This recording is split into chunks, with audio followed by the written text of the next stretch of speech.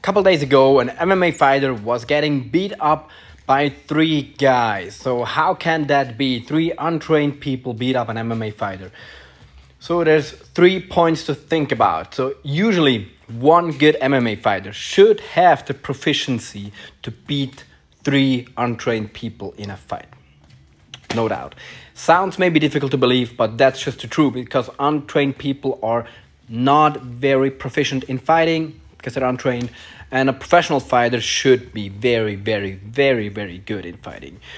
So we have to ask ourselves, what exactly was the situation? Many times when we hear about that kind of situation, the MMA fighter has been drunk.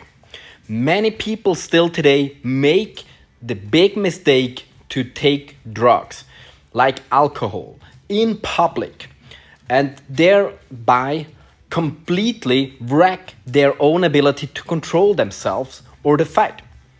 So yeah, if you're drunk, even a child can maybe beat you up, depending on how drunk you are.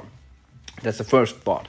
Second thought is that many MMA fighters completely lack the awareness that is necessary in self-defense. In self-defense, it's all about awareness. That's the most important thing. In self-defense, it's not even about knowing how to fight. It's about avoiding dangerous situations.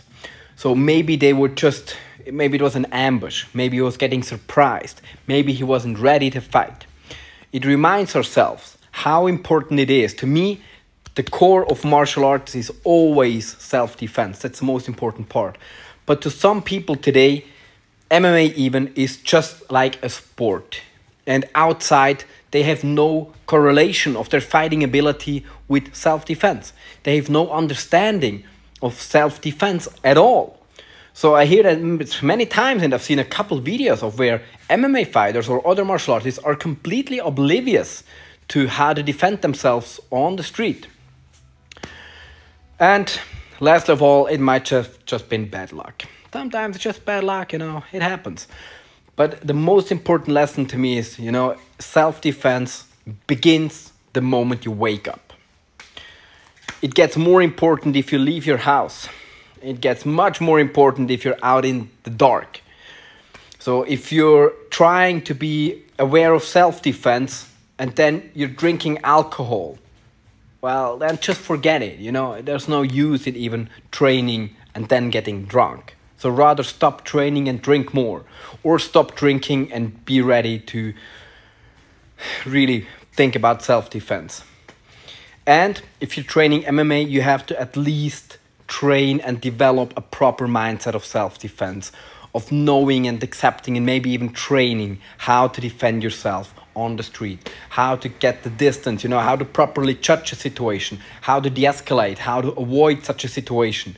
It's not given to you. It's not just like a gift, not just because you know MMA, you know how to do the other 80% of self-defense. Maybe you can fight if you're sober, but maybe you're not even ready to handle 2 or 3 people at once at all.